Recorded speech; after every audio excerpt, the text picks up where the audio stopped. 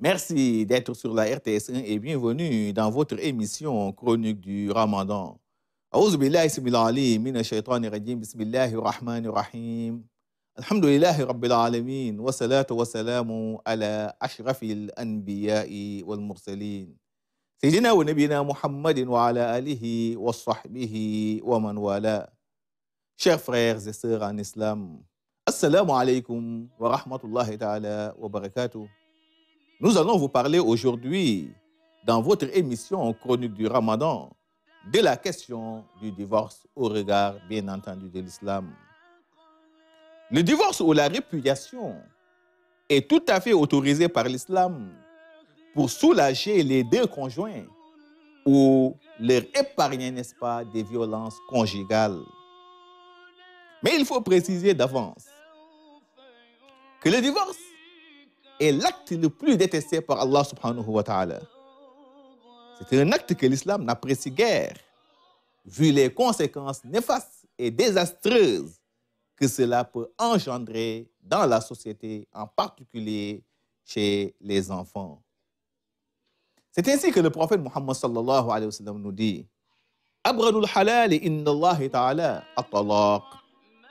Que le licite le plus détesté par Allah subhanahu wa ta'ala reste et demeure le divorce.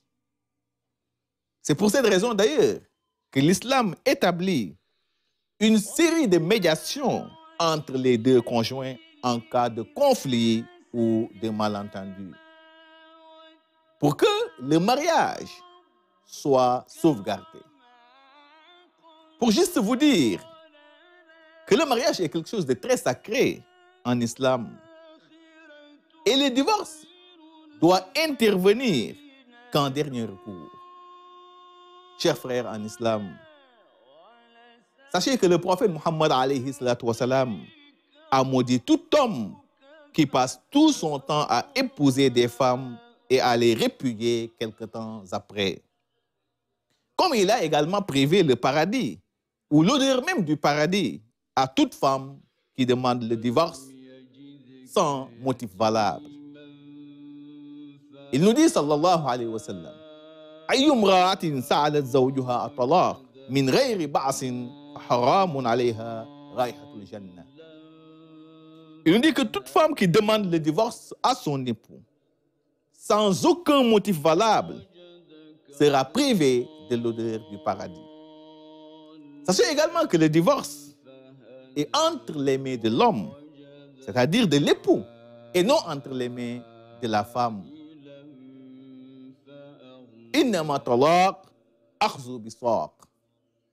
Le droit de divorce appartient seul à l'époux.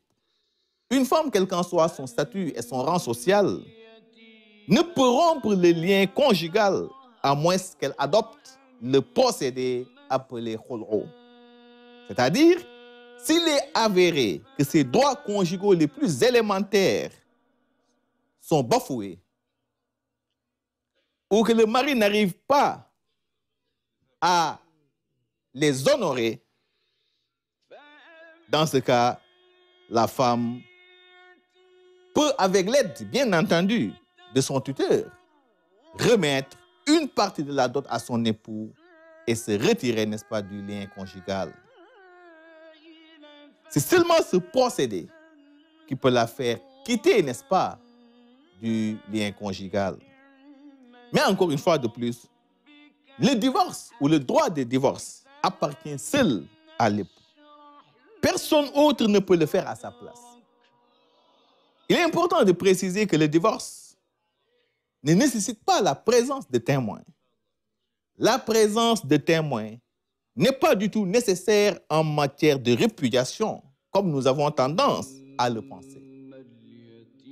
Cela n'est pas une condition, n'est-ce pas, pour l'exécution du divorce, comme il l'est lors de la conclusion du mariage. ولا يشترط أن يكون الطلاق أمام الشهود فمتى ما أوقع رجل الطلاق نفذ عليه ولو لم يشهد عليه إلى أن الإشهاد مستحب فقط. Donc ce n'est pas une obligation ni nécessaire que le divorce se fasse devant des témoins. Quand un homme dit ouvertement à son épouse que tu es répudié ou divorcé, le divorce tient lieu aussitôt. Même sans la présence de témoins, la présence de témoins n'est que souhaitable. Chers frères et sœurs en islam, nous voilà au terme de notre chronique. Merci de l'avoir suivi et à demain, Inch'Allah, pour un